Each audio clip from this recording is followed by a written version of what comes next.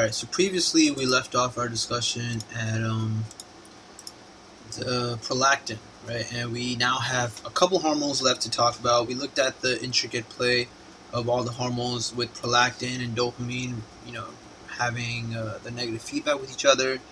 We saw TRH having upregulation of prolactin release in hypothyroid patients. So there's a lot of that, right? GnRH was a big deal, and the whole FSH, LH axis of things will be more deeply discussed when we get to reproductive. So now we're up to growth hormone, which, we talked a lot about insulin in the first physiology video for endocrine, which was right before this. So now we're going to get to see growth hormone, which is very similar to insulin, because insulin was very much of an anabolic hormone, and so is this. So growth hormone is also called somatotropin, right? So instead of somatostatin, this is somatotropin now, and trope is always about food and stuff and like having more. So that's what's happening here. This is more of a growth thing rather than statin, which is more like static and not changing. So growth hormone is again one of the flat pig hormones, or flat peg as we called it in our first endocrine video, and it's secreted by the anterior pituitary.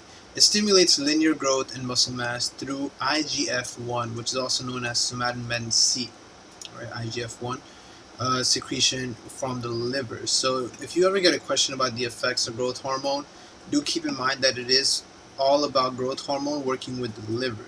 So if you don't have a functional liver, the growth hormone's effects won't really work. That's a very important subtle fact that you don't want to just overlook.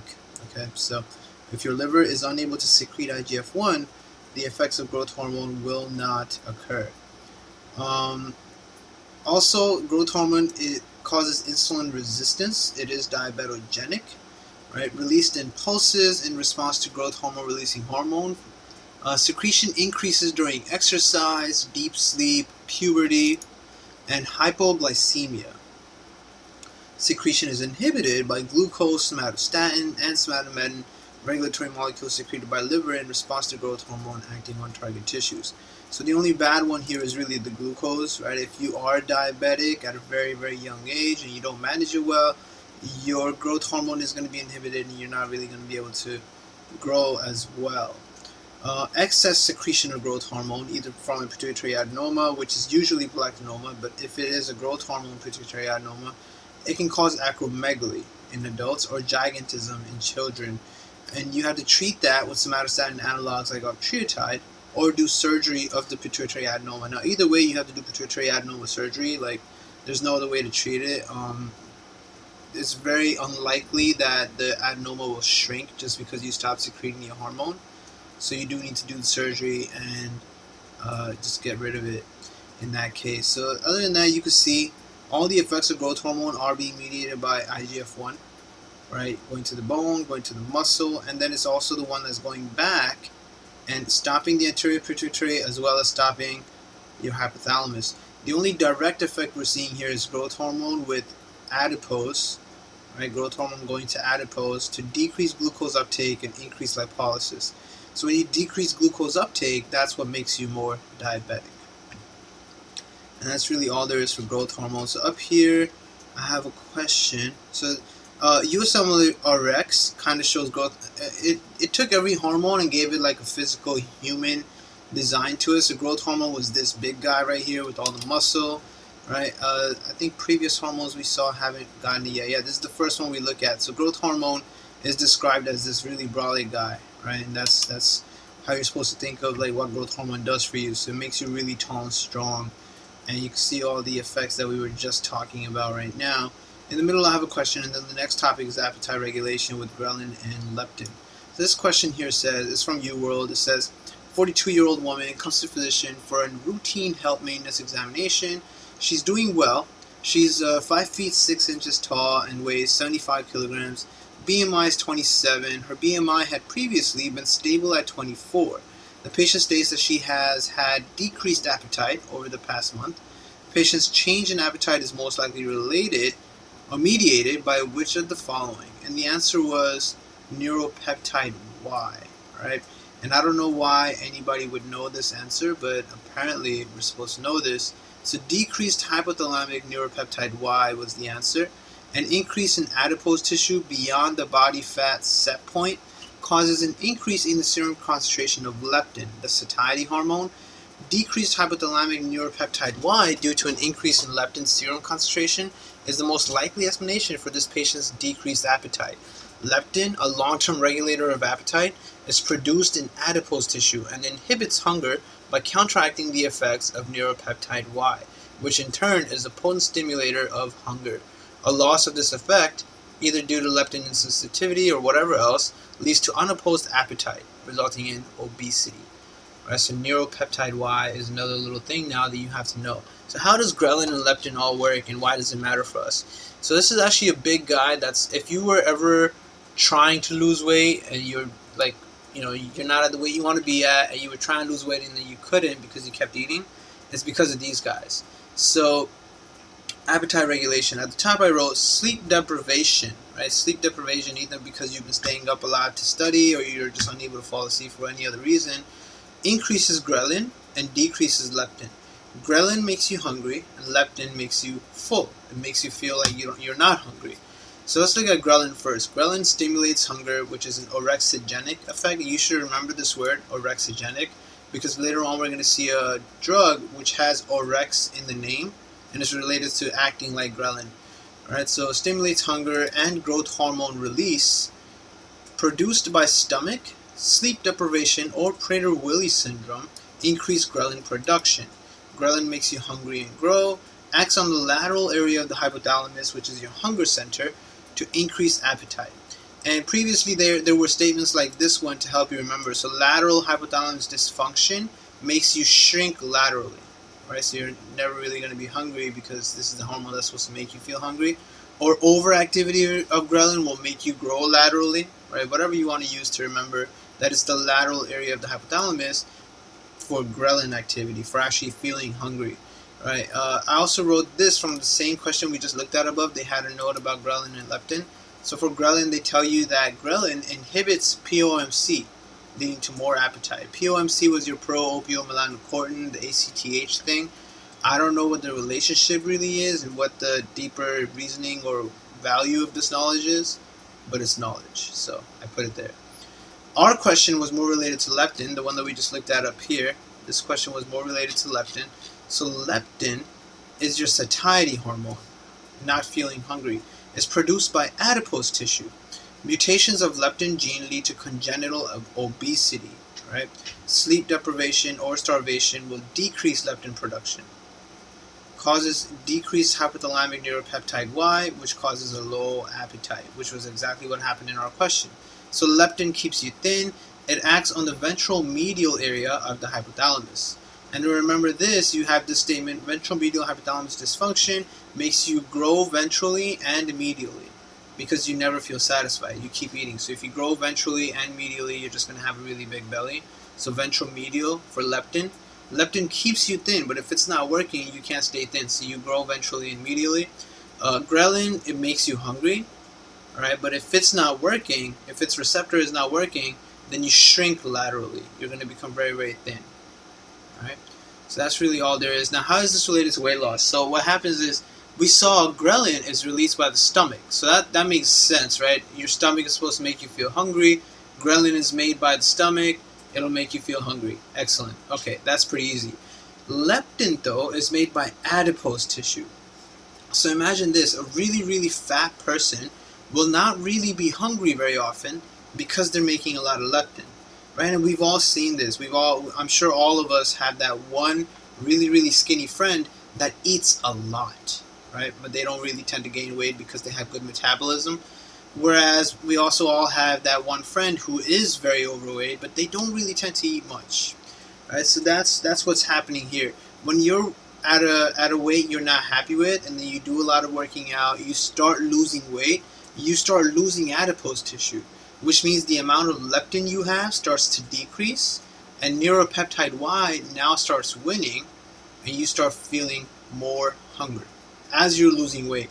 So the thing, you might have just lost your first 5 pounds, and then you're getting happy, you're losing body fat, but you start feeling much more hungry than you used to feel before, and that's the battle that you have to fight and win.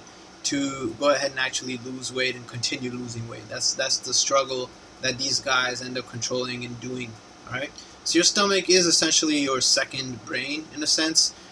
Excessive hunger can even, being hangry is an actual thing. Excessive hunger can actually make you very upset, very pissed off. You just, you get mad, and it just happens because it's like an instinctive thing that's kind of built into us. The aggression of trying to get the food we want because we're not getting it. And it's not something that difficult for us to overcome now in this day and age of, we're no longer surviving based off of survival of the fittest and shit like that. So fasting is a very real thing, and you can totally get your hormones regulated and under control yourself rather than letting your hormones control you. Endocannabinoids are the last thing in this appetite regulation thing. They act at a cannabinoid receptor, and you should always look out for cannab in any medication name. If it has that in their name, it works using this concept. Cannabinoid receptors are in the hypothalamus and nucleus accumbens, two key brain areas for the homeostatic and hedonic control of food intake. So what happens is, if you do have endocannabinoids in you, you start feeling very hungry. Right? So exogenous cannabinoids cause something known as the munchies, which is literally a term that comes from people that smoke weed. After smoking weed, you will feel excessive hunger. It's a common thing. You can see it in anyone that has smoked weed. Right after they're, maybe half an hour later, they start feeling very, very hungry, and they want to eat everything, and they will. So that's what this whole concept is about. And there's a cannab medication, I can't remember what it is, we'll see it when we get to pharmacology, that you can use in HIV patients to make them hungry and make them eat. Right? A lot of HIV patients do lose a lot of weight and end up being very weak because they just don't feel hunger at all. Next guy is ADH. We spoke about it slightly last time. So ADH, antidiuretic hormone, is also called vasopressin. The reason it has two names is because it actually has two functions. So each of these names tells you the function. Right? So first of all, synthesized in the hypothalamus, supraoptic and paraventricular nuclei is what they say. However, we already coined VSOP. Right? So vasopressin comes from the supraoptic nuclei. Oxytocin comes from the paraventricular nuclei. So I don't know why first aid says it comes from both. Maybe it does. I'm not sure how that works. For all I know, though, vasopressin is supraoptic. All right. Stored and secreted by the posterior pituitary. So remember, there were carrier proteins that actually brought the ADH from the hypothalamus into the nuclei and then stored it in the posterior pituitary. So that's how that all works. What does it do? So function. All right, so ADH, antidiuretic hormone, I'm just going to use the two different names for the two different functions, but they're the same exact thing. They're the same hormone. So antidiuretic hormone uses V2 to regulate osmolality. Right? And remember we talked in the last video what is osmolality. So osmolality, just as a refresher, is your solute concentration, which is really determined by how much water you have. So osmolality is about the water, because just like osmosis, it's all about the water, not the solutes. The solutes are not going anywhere. So if you have very high osmolality, that means you have very high solute concentration and no water. If you have very low osmolality, you have a very low solute concentration. That means you have a lot of water. And ADH is antidiuretic. It stops you from doing diuresis, so you do not urinate water. You keep the water, thereby lowering osmolality. That's what ADH tries to do. It lowers osmolality after you eat a bunch of salt, for example. All right? And then it's called vasopressin also because it also regulates blood pressure using the V1 receptor. Right? It actually causes vasoconstriction, which is why it's a suppressor. It causes vasoconstriction to increase blood pressure. Primary function is serum osmolality regulation. ADH decreases osmolality and increases urine osmolality. Urine concentration of solutes will increase because there's no water in it. So it's not that you're urinating out more solutes, it's just you're not urinating any water at all. And this is all through the regulation of aquaporin channel insertion in the principal cells of the renal collecting duct. And when we get to renal, we're going to see the principal cells and how they work. ADH level is low in central diabetes insipidus and normal or high in nephrogenic diabetes insipidus. And when we start pathology, we're going to see the whole concept of diabetes insipidus. Very high yield topic. You're definitely going to get a question on it. But central basically means that your brain is where the issue is, and you're basically not even releasing any ADH for whatever reason. Nephrogenic is nephrogenic, so it means it's in the kidney. That means that you're making ADH, but your kidney isn't actually responding to the ADH, right? The V2 receptors are not responding to the ADH. Nephrogenic DI can be caused by mutations in the V2 receptor. Desmopressin, which is an ADH analog, and any other medication that looks like this name, desmopressin, any pressin medication, is usually an ADH analog, and it can be used for treatment of central DI, which everyone remembers, but also nocturnal enuresis, right? Urinating at night. Very important to remember that. Since antidiuretic hormone is antidiuresis, is anti-urination, you won't have nocturnal enuresis in whatever kid is having it. Just for revision, we're going to see nocturnal enuresis when we get to neurology, but the primary or the first line of quote-unquote treatment for nocturnal enuresis is just positive motivation. Doing something like, if you don't pee in your bed tonight, we'll go to McDonald's tomorrow. Some kind of reward trade-off thing. In the book, they tell you to use a star chart, giving stars, and then once you have enough stars, you'll get a reward, something like that, to motivate the child to get in control of urinating overnight. So, this medication, though, desmopressin, is the preferred medication. The other medication we'll see in neurology has too many side effects, so you don't really want to use that. Regulation, plasma osmolality, and hypovolemia. Alright, so that's really all we're seeing here. So now we could take a look at some notes right here, because USMLE talked a lot about ADH in comparison to aldosterone. Right, that's the number one comparison many students have when they first learn about ADH. So our blood is hypertonic, and water is not a replacement for the fluid in our body like our serum. Saline is, right? So if someone loses blood, you give them saline. So water is hypotonic, and it functions to dilute the blood. The osmoreceptors in the CNS work with the hypothalamus to tell it that the sodium concentration is getting too high, maybe after a meal, maybe if you have something very high in salt, something like that. First, the CNS will work with the limbic system in the cortex to make you drink water and increase the fluid volume while decreasing sodium concentration.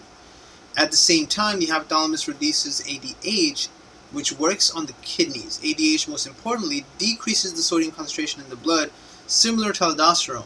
However, aldosterone pulls water with sodium, while ADH pulls water only. Right? So that's the main thing here. ADH decreases sodium concentration in the blood. Aldosterone pulls back sodium too, so it doesn't exactly decrease sodium concentration. It'll stay the same. Right, so that's a little comparison thing you want to watch out for. Aldosterone pulls water with sodium, while ADH pulls water only, so that decreases osmolality. Right, so of the two, only ADH is really going to lower osmolality, whereas with aldosterone, your sodium concentration is generally going to stay the same. And we can see right here the comparison. So ADH, increased free water retention, lower osmolality. Aldosterone is more like saline retention. Alright, so you're pulling back water and sodium. Potassium and H plus are excreted, does not appreciably change blood osmolality. Alright, so now let's see, and we talked about this stuff, the limbic system, make you drink water, thirsty, blah blah blah. Antidiuretic hormone, V2 and V1. Okay, good. Let's take a look at these questions now. These are 3 questions related to congenital adrenal hyperplasias, right? Yeah, so we'll actually come back to that. Let's actually do the congenital adrenal hyperplasia and then we'll come back to that. This is the prolactin image from UWorld that we've already talked about. We already got all of this down. And in our first video, we talked about anterior, posterior, and then how there's an intermediate lobe. Right, so that's your intermediate lobe right here, and that's usually the thing that's going to get pointed at if there's a question about the intermediate lobe of the pituitary. But generally speaking, it's a very low yield kind of topic right there. Alright, so that's that. We'll come back to these questions after we look at what's happening with the actual congenital adrenal hyperplasias. Now, a lot of students have trouble memorizing the congenital adrenal hyperplasias, and then they see questions and they get intimidated because they're like, I don't know, I can't really tell if it's 21, 11, or 17 hydroxylase deficiency.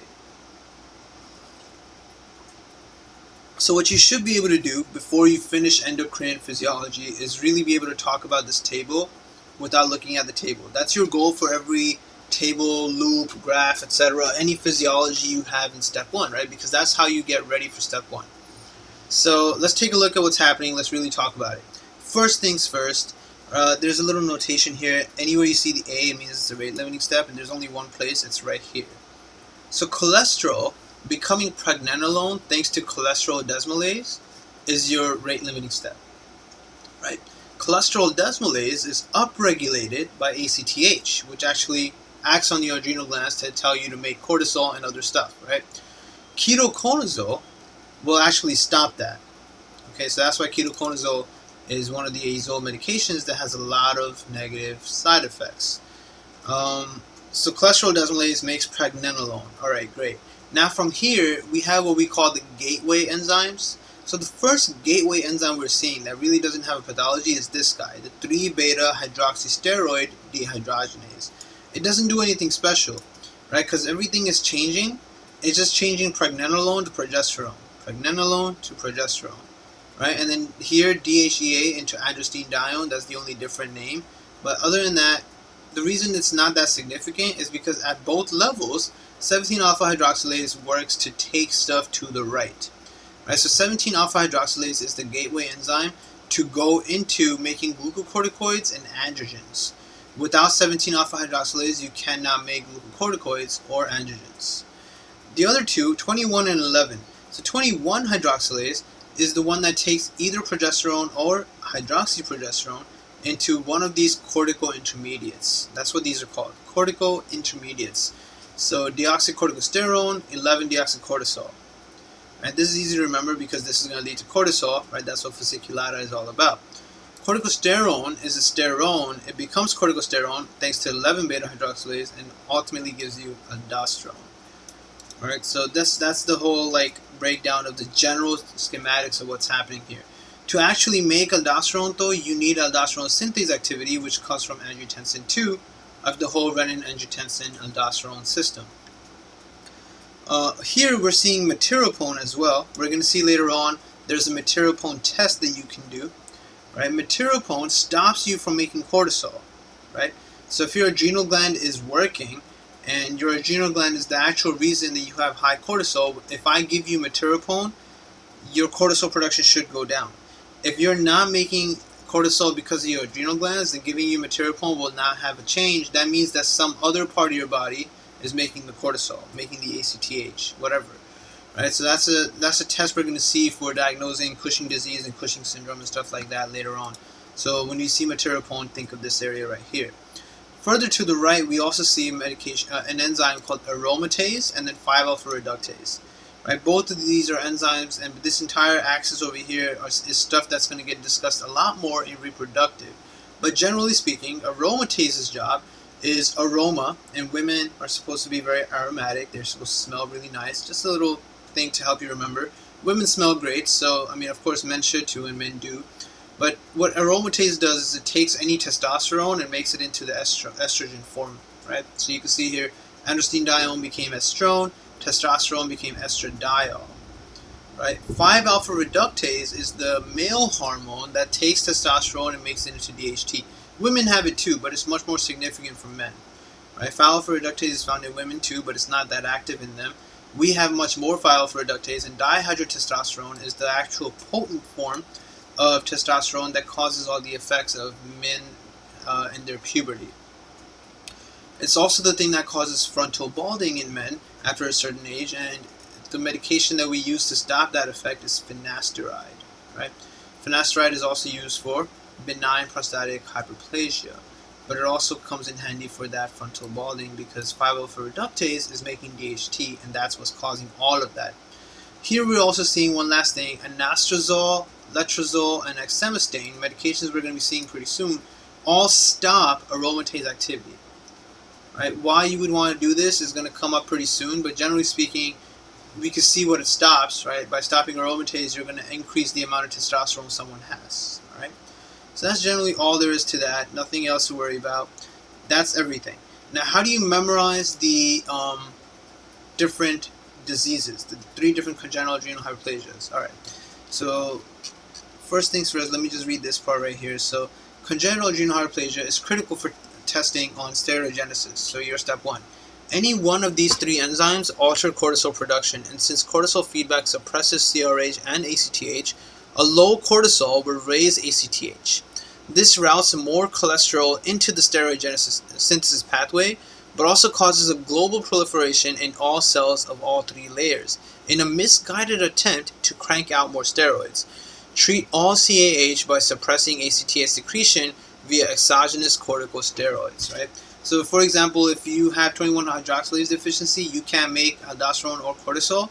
So your body is like, no, we have to try harder. It sends more ACTH, and you're trying to ramp all of this up, but none of it is ever going to ramp up. So all you end up doing is using all of this to go this way and make excess androgens. All right, so let's actually start looking at that.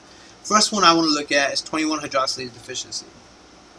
So in 21-hydroxylase deficiency, the main reason I want to look at it first is it's the most common. So what happens in this? Alright, so coming back to the chart, if you don't have this enzyme here, then I just said it actually, right? If you don't have 21-hydroxylase, your brain is going to release more ACTH. It's going to go to both of your adrenal glands, right? And in all CAHs, you note bilateral adrenal gland hyperplasia because you're upregulating both of them in an attempt to fix the issue, but you can't. Right, so you keep making ACTH, you also keep making MSH and POMC and all of that stuff, so you're going to have not just bilateral adrenal hyperplasia, but you're also going to note the hyperpigmentation. Anyway, ACTH comes here, tries to make pregnenolone, tries to make progesterone, it's able to do that, but then it cannot make aldosterone or cortisol. It can't come this way at all.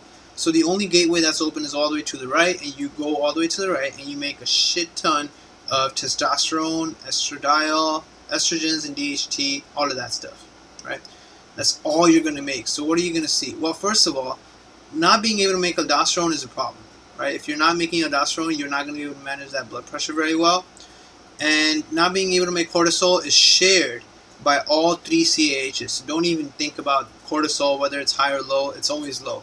So we look at 21-hydroxylase, so you see mineralocorticoids low, cortisol is always low, and sex hormones very high, all the androgens. So what happens? Since you can't manage blood pressure is going to be low, right? There's no aldosterone activity. And without aldosterone activity, you're always going to note basically hypoaldosteronism. Give me 1 second.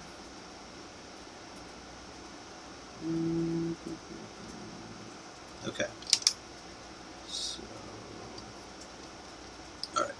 And so now without the aldosterone, renin is going to be high. Right, you're going to have renin activity. Your body's going to make renin, keep trying to make renin, but you can't make aldosterone. But just like you can't make the other things and you have more ACTH activity, without making aldosterone, your body keeps trying to make aldosterone, you have more renin activity. Right, so, but no help there, so no blood pressure, right, your blood pressure is low. Potassium is high. Why is this high? Well, this is because that's what happens in hypoaldosteronism. When you have hypoaldosteronism, you're going to lose sodium. Right, you're going to lose sodium, but you're going to keep potassium. You're also going to lose bicarbonate, but you're going to keep H+, and you end up retaining a lot of chloride because of the bicarb chloride basolateral exchanger. So ultimately, you get metabolic acidosis.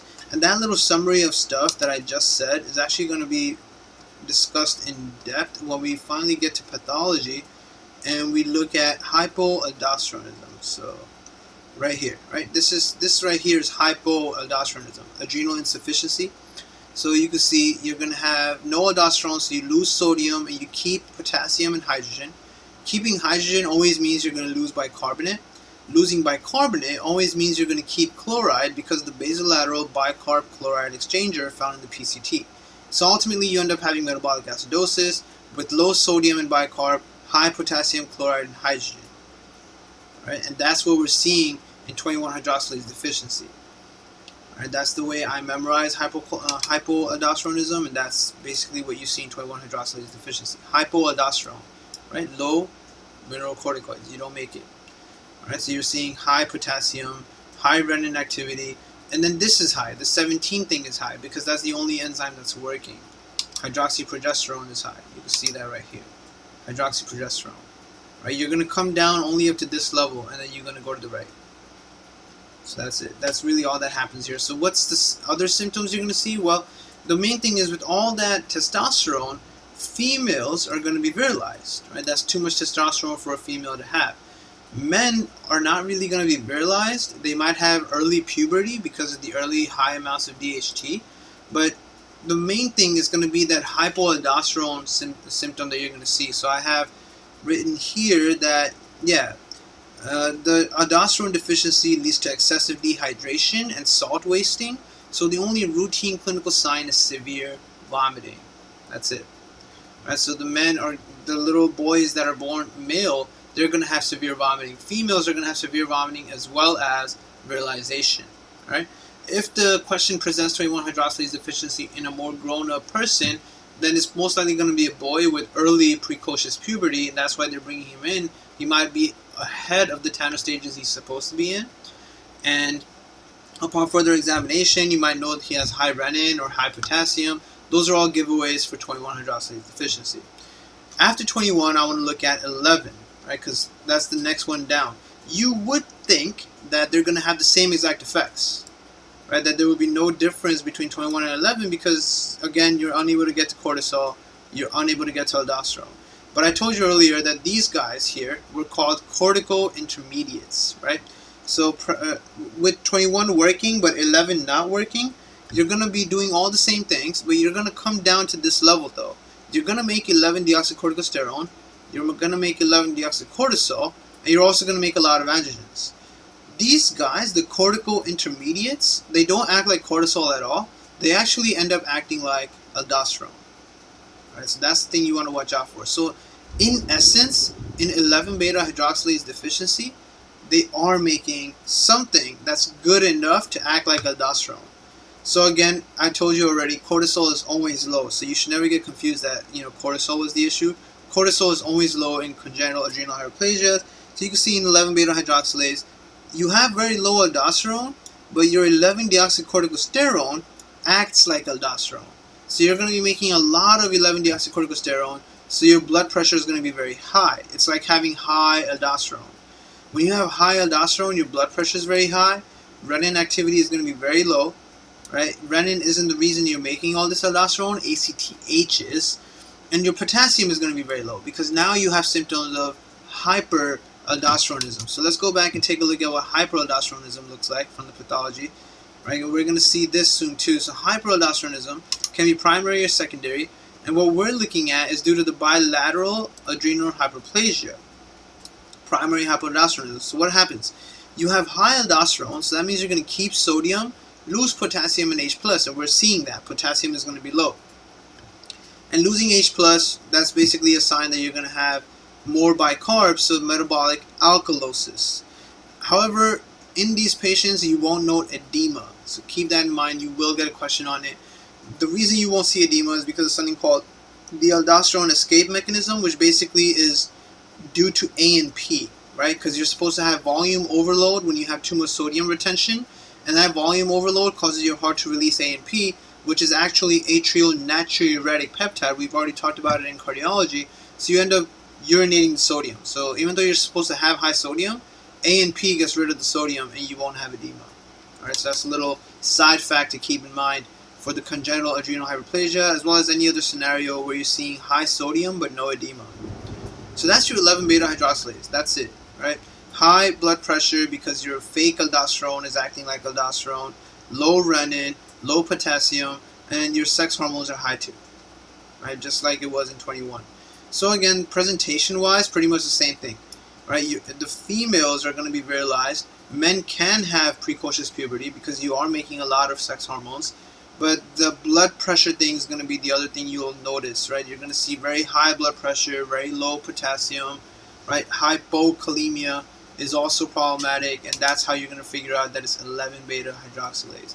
17-hydroxylase is the easiest question, right? Because if you don't have 17-alpha-hydroxylase, then immediately you understand you're not going to make any sex hormones, no androgens at all. These patients are just going to be making only going to be making aldosterone because you can't even go to the right. Remember, cortisol is always low, so you can't go from here to here either. So you can't make cortisol, can't make sex hormones. All you're making is aldosterone. So obviously that's a very easy clinical picture to paint. In 17-hydroxylase deficiency, you're just going to have a bunch of aldosterone, which leads to a hyperaldosteronism, so very high blood pressure, low potassium, no renin activity, right? Very low androstenedione, which is this guy here. You're not making any androgens, no estrogen, no DHT. So both genders end up having an issue. Men or male fetuses are going to be born with ambiguous genitalia and undescended testes. Right, that's going to be the presenting factor, and then at that point you want to think 17-alpha-hydroxylase or some other differential from reproductive. Females are going to present later in life with a lack of secondary sexual development because they're not going to have estradiol. Right, and that's really all that's going to happen. But the high blood pressure is the other issue that you're going to also get.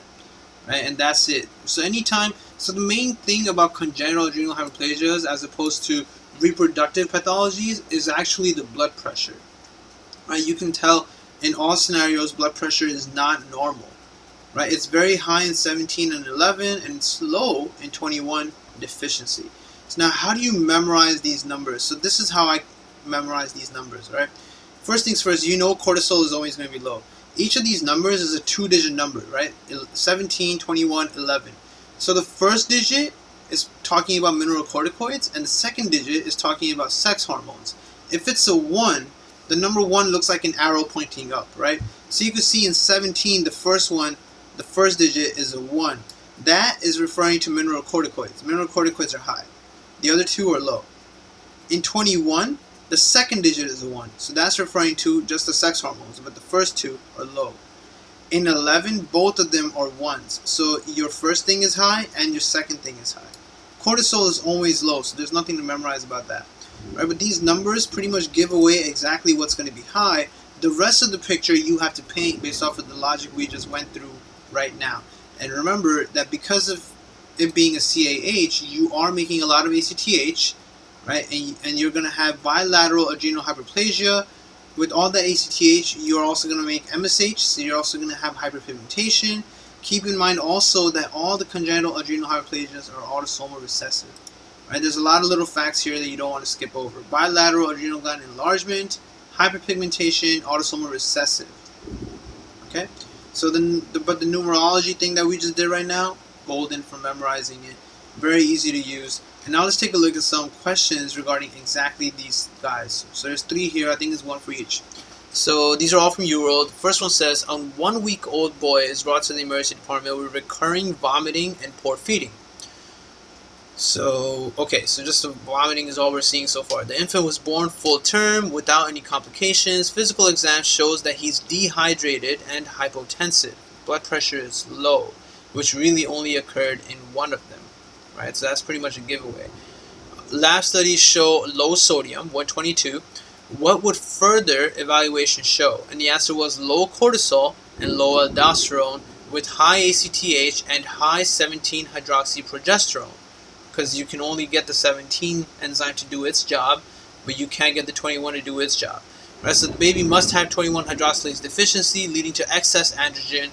In females, it would cause virilization, but males have normal genitalia. Salt wasting occurs due to lack of sufficient amounts of aldosterone, leading to hypertension, hyponatremia, hypokalemia, and of course, the vomiting that we saw.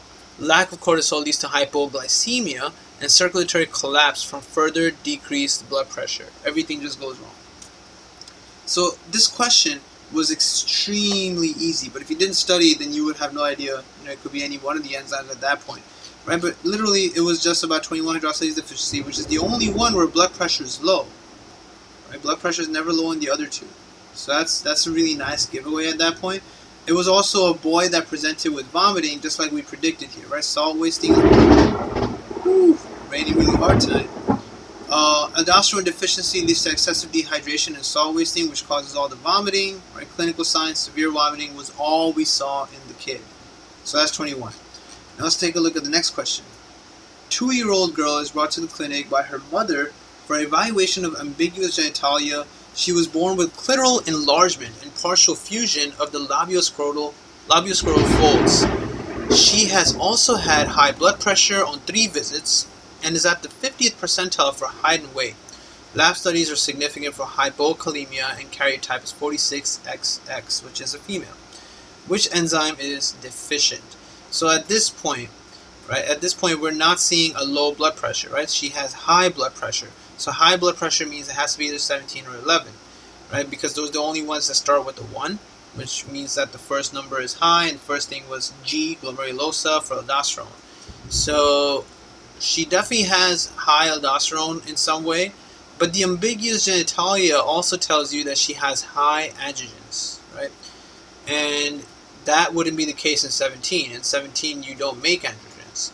So a 2-year-old girl with ambiguous genitalia and blood pressure must be 11 beta hydroxylase. This is the second most common congenital adrenal hyperplasia. Cortisol intermediates act like aldosterone and increase blood pressure while causing hypokalemia. Androgen excess causes virilization in girls.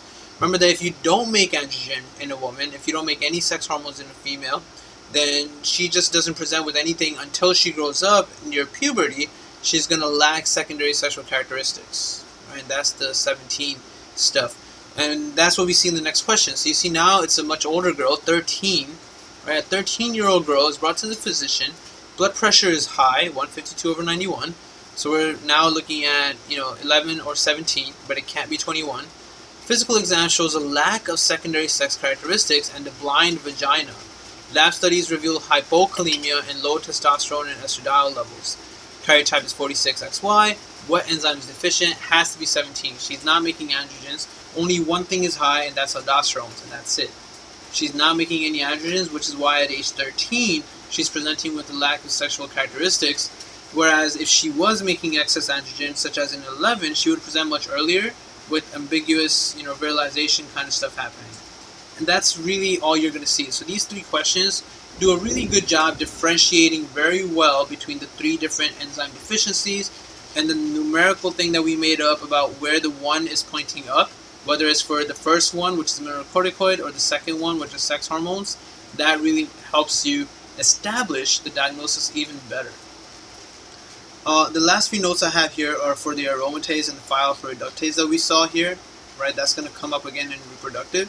So aromatase converts androstenedione to estrone and testosterone to estradiol.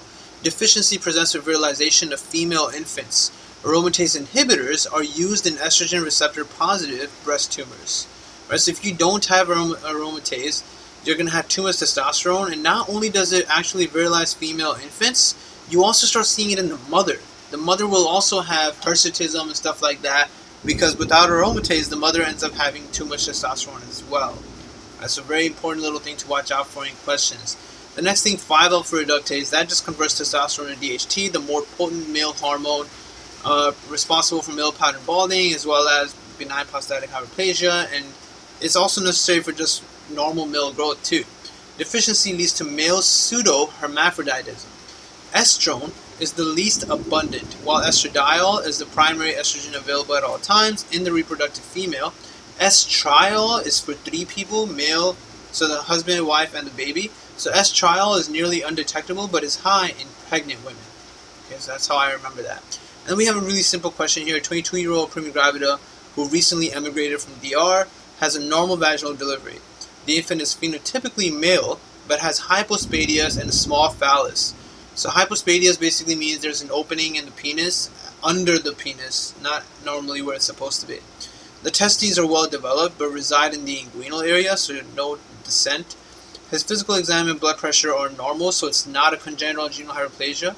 Serum testosterone level is within normal limits, and karyotype is 46XY, so it is actually a boy. So the only issue could be 5-alpha reductase deficiency. He didn't have any DHT, which is why he didn't get the full normal male development. Alright? And that's really all there is for any of this stuff. Very straightforward. Now we go back to looking at all the hormones again.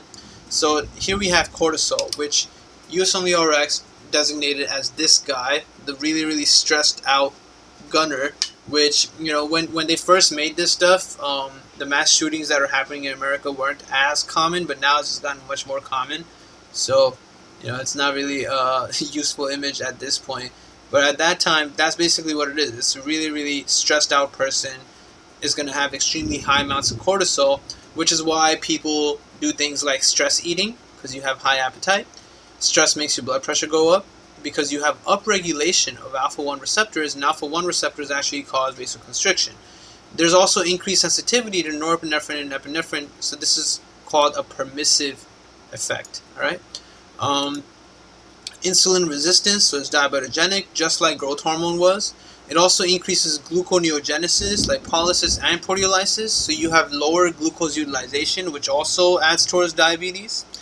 And the things that decreased are your immune and growth things, right? So fibroblast activity, so you're going to end up having striae, poor wound healing. Your inflammatory and immune responses get really weak, which is a big deal, and we're going to come back to that. And you also end up having lower osteoblast activity, which decreases bone formation. This is all things that go hand in hand with prednisone, which is also pretty much an ingestible form of cortisol. Here, this link that I have from Medscape is an article that kind of talks to you about all the effects of cortisol in a lot more depth. If you want to go ahead and read it, check it out, go for it. It's a really good article. It did a really good job describing the inflammatory stuff that we're seeing here, right? Because it's a very big deal to really grasp that accurately. Let me see, right? Okay, so we're going to come back to it. So what's up over here? So exogenous corticosteroids can cause reactivation of TB and candidiasis by blocking interleukin-2 production. So this inflammatory and immune response stuff is really big deal. If you have high cortisol activity, or if you're on prednisone or something, you will inhibit the production of leukotrienes and prostaglandins. You're going to inhibit white blood cell adhesion, right? And cortisol directly causes neutrophilia. You're going to make more neutrophils. But at the same time, it causes eosinopenia and lymphopenia, right? You're not going to have eosinophils. You're not going to have lymphocytes. You're also not going to have your monocytes, all right? It blocks histamine release from mast cells, and it blocks interleukin-2 production, which was really important.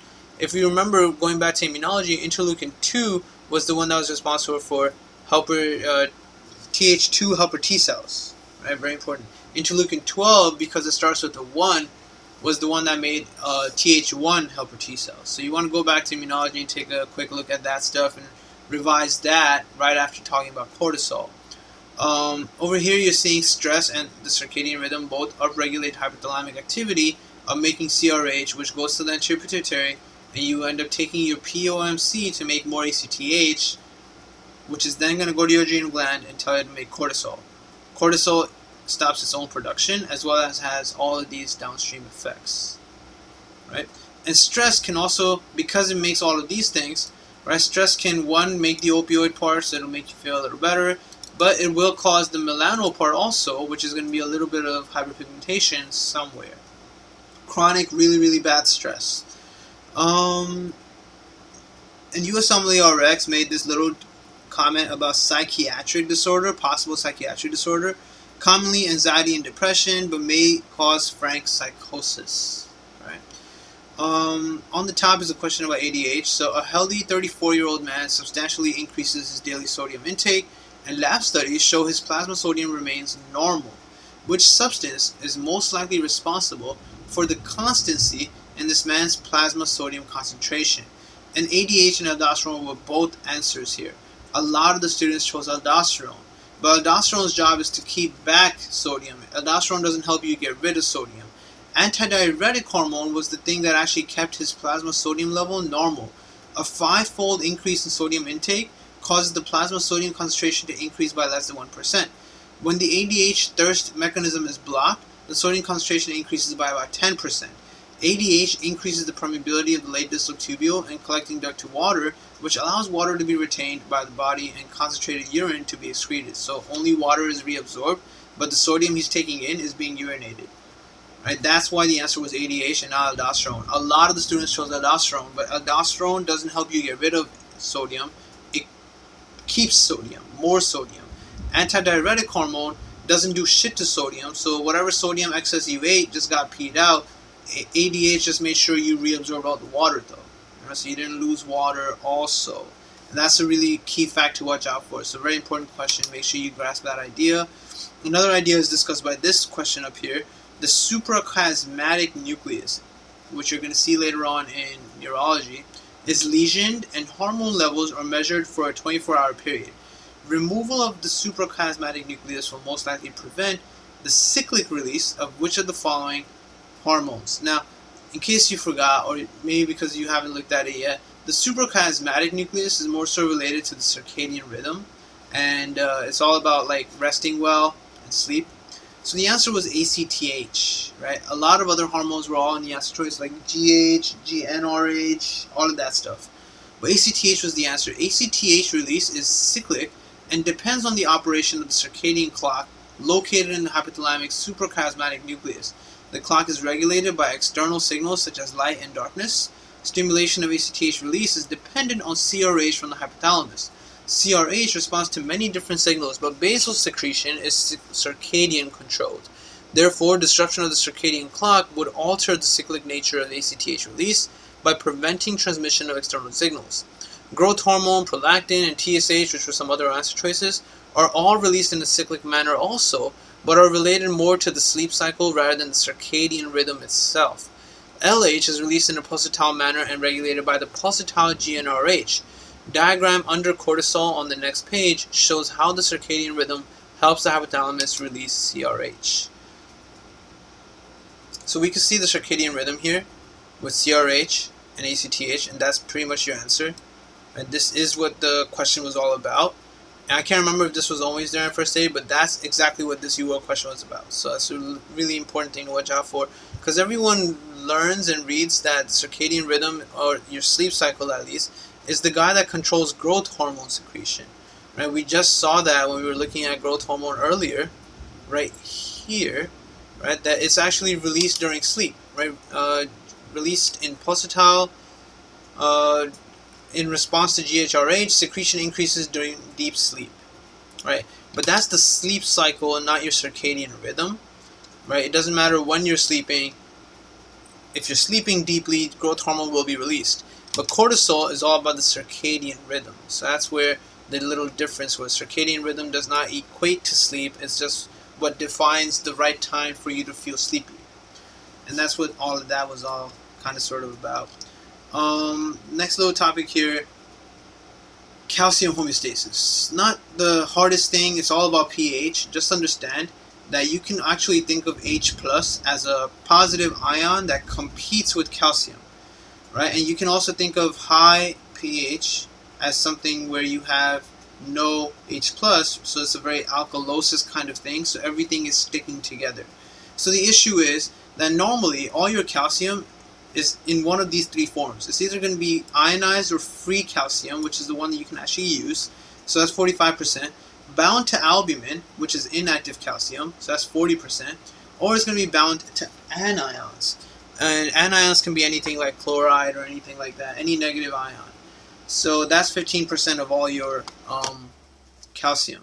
So here you're seeing that if you have high pH, which means you don't have any H+, albumin binds more calcium. Right? So that's why I'm saying think of it like a competition. If you had more H+, albumin would be binding lesser calcium. But here you have less H+, so albumin binds more calcium, so you have decreased free calcium. And that's basically going to present with symptoms of hypocalcemia, which are really bad. It's really annoying symptoms of cramps, pain, paresthesias, and carpal pedal spasms, which are pretty much carpal pedal spasms are spasms in your feet. You're going to feel like your big toe might just like flex or something. It's going to be really painful. So in these scenarios of chronic alkalosis, you have increased PTH release, right? So pH and PTH are kind of going hand in hand. High pH, high PTH. If you're in a state of acidosis, acid breaks everything, so albumin binds less calcium, right? Or you could think of it in a competition form where albumin is pretty much binding the H+, but that's not what's really happening. So in this case scenario with acidosis, you're going to have more free calcium, right? And that's going to have decreased PTH release. Okay. Ionized calcium is the primary regulator of PTH. Keep that in mind, because PTH is coming up next. But before we go on to that, this is an AMBOSS question related to the congenital adrenal hyperplasias we just looked at. A newborn is delivered at term to a 38-year-old woman after an uncomplicated pregnancy and delivery. The blood pressure is high, right? So now you can cancel out 21. Examination shows clitoral enlargement and labioscrotal fusion. Okay, so virilization is occurring, which means that it cannot be 17, right? Because it's a newborn baby, but they haven't told you the gender of the baby until later on, so you can see it. Well, let's finish the question. So labioscrotal fusion. Serum studies show sodium is 151, potassium is low. So sodium is high, potassium is low. Karyotype shows female, right? Patient is most likely deficient in what enzyme? Well, if a female infant is presenting with virilization, that means there's high androgens and blood pressure is high, so there's high aldosterone. So the first and second thing are both high. That's an 11 deoxycorticosterone.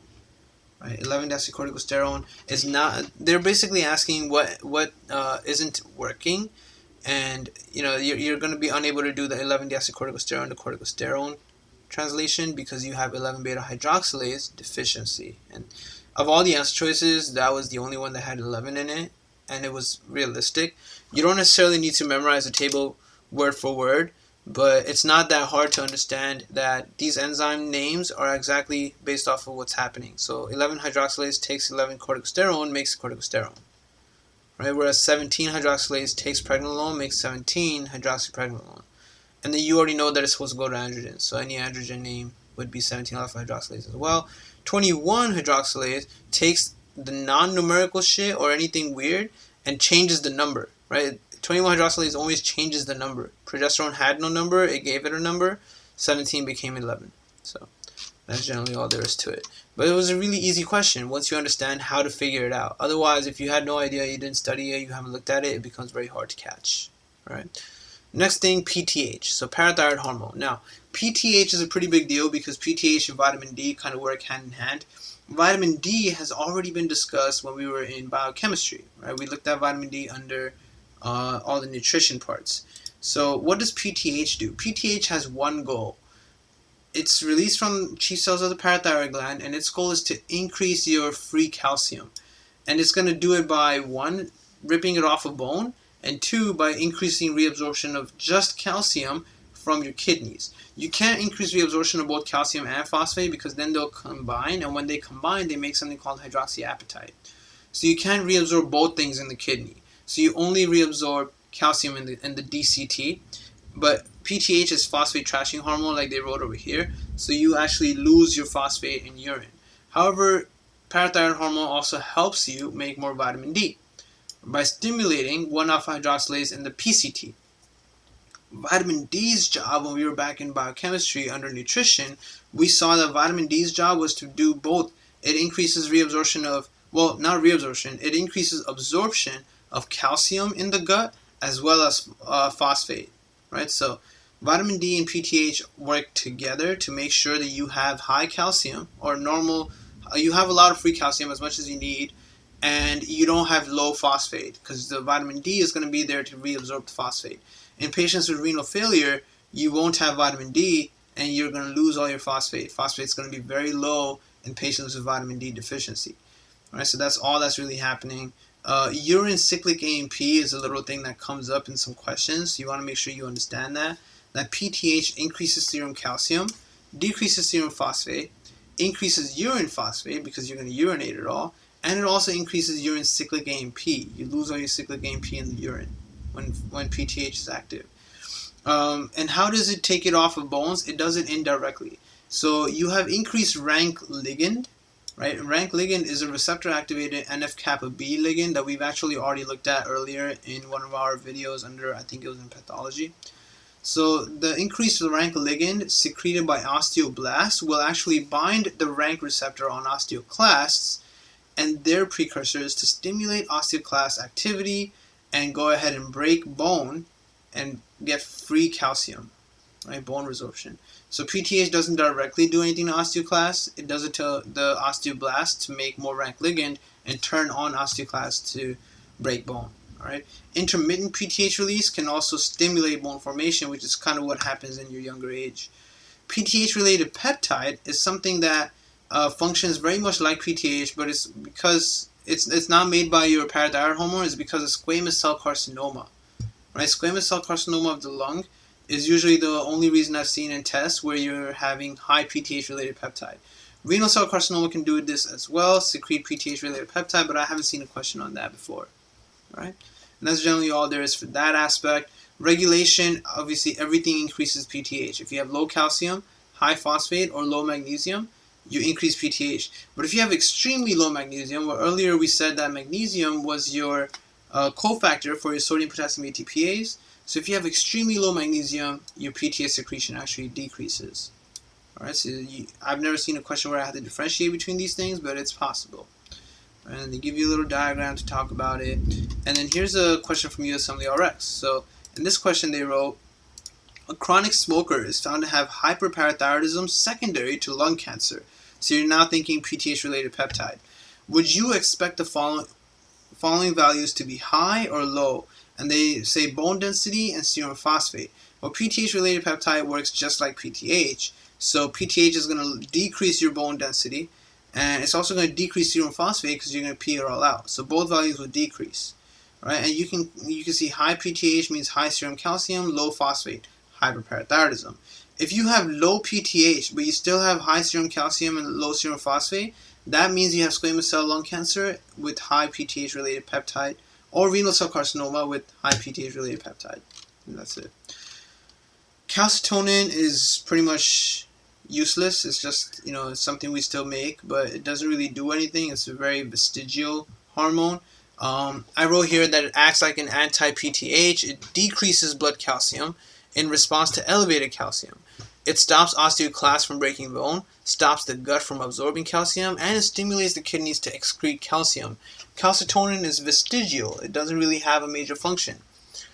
Probably the most significant thing about calcitonin is that it is secreted by the medullary thyroid carcinoma, a neoplasm of C cells seen in men 2A and 2B. And that's really the only reason calcitonin is even significant anymore. Thyroid hormone. So thyroid hormone, USMLE RX showed off as these like energetic college freshmen that just have like all the energy for all the parties nonstop, right? They're just doing everything and they don't get tired.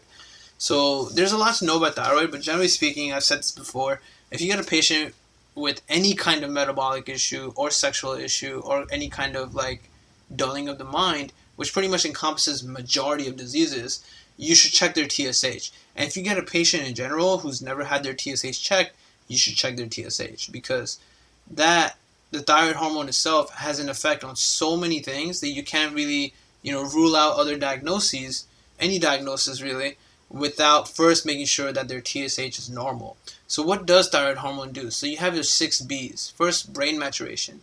So if an infant does not have enough thyroid hormone, their brain will not mature well. Bone growth, because of synergism with growth hormone. Beta adrenergic effects. So we saw cortisol had alpha-1 effects, right? Thyroid hormone has beta effects, mostly increased beta-1 receptors on the heart. That's why they don't have enough, they don't get tired, right? Increased beta-1 receptors means you're going to have more cardiac output, more heart rate, more stroke volume, more contractility. And beta blockers alleviate these symptoms in thyrotoxicosis, where you're just making too much thyroid hormone. Increased basal metabolic rate, right? So you have more oxygen consumption, higher body temperature, faster respiratory rate, and they'll be skinnier. Increased blood sugar and increased breakdown of lipids. And keep in mind that the other effect of beta-1 receptors was to increase lipolysis, so this comes hand in hand with that. And this is all the reasons you need your thyroid hormone. It's a very important hormone, and hypothyroidism is an extremely common thing because Hashimoto's is an extremely common thing. So the enzymes that they talk about, not the hardest. 5'-deiodinase is a deiodinase. It takes off the iodine. It converts T4 into T3 in peripheral tissue. And T3 is the one that binds your nuclear receptor with greater affinity than T4. So you see here, nuclear receptor, right? We're going to see that on the next page. You have to remember this page. You have to know the different guys and where they go. And you can see T3 and T4 have an intracellular receptor inside the cell. Inside the cell is your intracellular receptor for all your cholesterol derivatives. So progesterone, estrogen, testosterone, cortisol, aldosterone. Everything that came from the adrenal gland. T3 and T4 and vitamin D. Okay, these guys all the all your adrenal gland derivatives, everything that came from the adrenal gland, your cholesterol derivatives, and then all the one letter guys, D and T. Okay, they all go intracellular. They have to go inside the nucleus because they all actually do something to upregulate some kind of transcription. Right? So that's why we have to keep that in mind, and that's how you're going to remember that. It's intracellular for all of these guys, cholesterol derivatives. Right? What else is there? The Wolff-Chaikoff effect, not that big of a deal, very easy to understand that. So TRH, we already saw, right? TRH upregulates prolactin, and thyroid regulation is because of TRH and TSH. TRH causes you to make more TSH. TSH goes to your thyroid follicles, which kind of look like this. Right? Anytime you see a picture like this is a thyroid follicle. We saw this way in the beginning. The first thing we did with endocrine embryology, we saw a question about failure of thyroid migration. So we saw tissue like this under the tongue. That's a failure of migration of your thyroid, right? So sublingual thyroid. These follicles are then going to go make more T3, T4. Thyroid stimulating immunoglobulins may be may upregulate follicular cells in Graves' disease, and that's something that we're going to see a little more when we get there, when we get to Graves' disease. The last thing here is just your thyroxine binding globulin, TBG. So this binding globulin, I've never really seen a question on, but it binds T3 and T4 and kind of stops them from doing their job. You have more TBG in pregnancy and oral contraceptive use because both scenarios have high estrogen, and estrogen makes more TBG. So that's all you have to remember, that estrogen lowers the amount of active T3 or T4. So this is significant for pregnant women, right? It's a very high yield topic in that aspect because pregnant women will have lesser activity from thyroid hormone. So that's why they can have a slower metabolic rate. They can have, kind of like a higher blood sugar, right? One thing that kind of adds into pregnancy-induced diabetes or hyperglycemia at least is the increased blood sugar aspect, right? More glycogenolysis, more gluconeogenesis. That's something that your T3, T4 are supposed to help you do, right? But you're not going to be able to do it. So in that aspect, I guess is protective against it. But the thing is that when this happens, you're going to end up giving the patient more, and that's one of the things. So patients who have pregnancy have two things that can happen, right? Metabolically, they can have hypothyroidism, which is fake hypothyroidism. It's mostly just because of the estrogen-induced elevation in TBG, or they can have diabetes, which is just maternal diabetes, but that also goes away usually after giving birth. All right, so that's all you're really seeing here. This part isn't really hard to remember, that if your kidney isn't working, if your liver isn't working, or if you're just taking steroids, then you lose your TBGs. All right, so you're going to have a lot of T3, T4 in these patients. And that's really all there is. In this image, they talk about some other enzymes, but they're not that hard to understand. You're going to see them again when we get to the medications. So these are just little things you should be studying on your own. Right, so thyroid peroxidase, its job is to actually do the MIT, DIT stuff. Deiodinase, we know, takes MIT and DIT and breaks it down again. So that's all really that's happening. We talked about 5' deiodinase. We're going to see propylthiouracil and methimazole again when we get to our pharmacology. That's really all there is for that. This topic here about reverse T3 was a silly little topic that they talked about a little bit in some UWorld question. So 5' deiodinase will make reverse T3, which then becomes T3. So reverse T3 is apparently the same thing as saying T4. So if you ever see that in a question, just be ready for that. And then that's it. So now we come down to our signaling pathways of endocrine hormones. And then this stuff here, signaling pathways of steroid hormones. And I have these pictures here, right? Receptor versus non-receptor tyrosine kinases. The mTOR pathway, which is a really big thing of research these days, and then the non-receptor tyrosine kinase. All pictures from UWorld before we finally go into endocrine pathology. So as far as this stuff is concerned, cyclic AMP, cyclic GMP, IP3, intracellular receptor tyrosine kinase, non-receptor tyrosine kinase. These are all things you need to know extremely well. Know them, because this is part of pharmacology in a sense, all right? We saw cyclic AMP a lot when we were looking at GS, right? With all our beta receptors, alpha receptors, and pharmacology. Cyclic AMP uses GS. And this is all your flat CHAP stuff. Are you going to remember all of them very well? Not necessarily, but you should. All of these guys are for cyclic AMP. And that's pretty much everyone. In fact, all of these hormones will not fit the criteria I'm going to be telling you for the rest of these.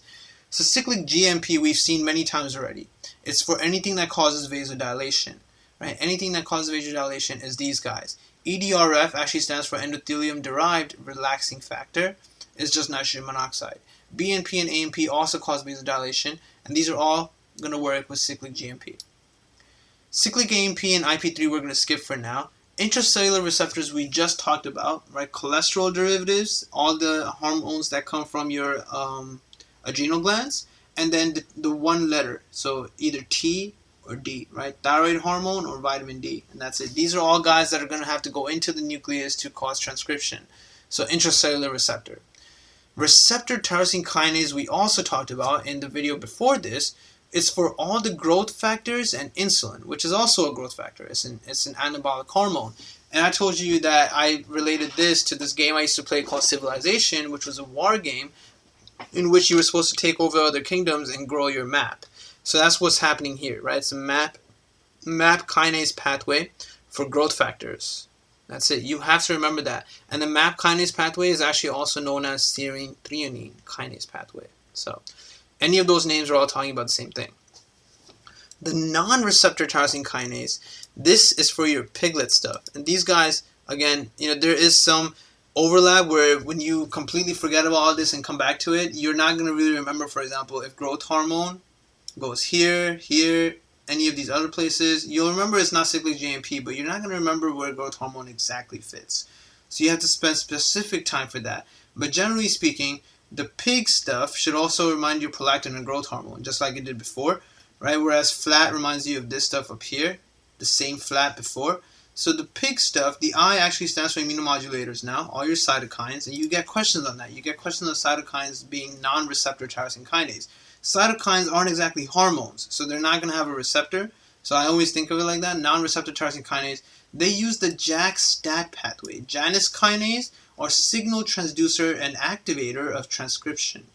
JAK-STAT pathway, right? All your acidophils and cytokines go here.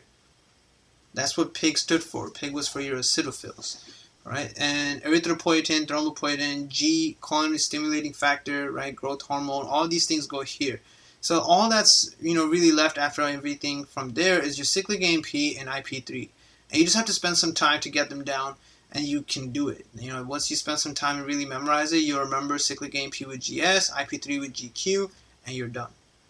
Right? But you do need to know it. You need to know it because you get silly little easy questions that are pretty much giveaways. And if you remember it, you'll pick the correct answer, you'll move on. There's really no thinking involved at that point. You do have to memorize it. Just come up with whatever you can to memorize it. This signaling pathway of steroids is really lame. It doesn't really have anything to do with anything. You could read it for yourself. Then there's this question that I definitely want to do. So a cancer cell biologist is evaluating overexpression of growth factor receptors as a mechanism for oncogenesis. In the lab, she isolates and purifies the cell surface receptor for HER2-NEU protein. Structural analysis reveals that the receptor is of the epidermal growth factor receptor family. It is shown to have intrinsic tyrosine kinase activity. Based on these data, what is the most likely immediate effect of the ligand binding to this receptor? And the answer was transient dimerization. Right? This is obviously talking about your tyrosine kinase receptors, which we saw earlier that your tyrosine kinase receptors dimerize and then they do autophosphorylation. Right? That's this image here. Right? This image here. So as soon as this binds, you have dimerization. The two become one. And you get autophosphorylation of both of them. And until autophosphorylation of both of them isn't done, nothing will start. Once it is done, then you have your RAS, your GTP becoming GDP, and other signaling that's supposed to happen. And that's what they're explaining here. Right? They even told you it's a growth factor thing, which we already discussed, that all growth factors, to grow, you need your receptor tyrosine kinase, MAP pathway. Alright, that's it. So this is how random questions are just going to pop up. And they're going to ask you about anything related to any of these pathways as well. And you have to be able to visualize it when you close your eyes. So you need to look at it over and over and really grab it as well as you can. Right, so epidermal growth factor receptor using the mTOR pathway, and the erythropoietin receptor. Erythropoietin, remember all your cytokines and acidophils use the non-receptor tyrosine kinase, the JAK-STAT pathway, so Janus kinase. Right? And then you have translocation into the nucleus for signal transduction, right? The STAT. Signal transduction activation of transcription, blah, blah, blah. And that's really all there is. So, just spend a little time on the last page, memorize this, print it out if you have to, right? But really memorize this because this is the the fifth thing I said that is totally worth printing out and memorizing because you're going to get easy questions. And memorizing it is really just revisiting it over and over. And then in the next video, I'm going to go ahead and get started with endocrine pathology. All right, so thanks a lot for joining. Keep it up, keep studying, revise everything one more time if you can, if you have time today, and then we'll continue next time.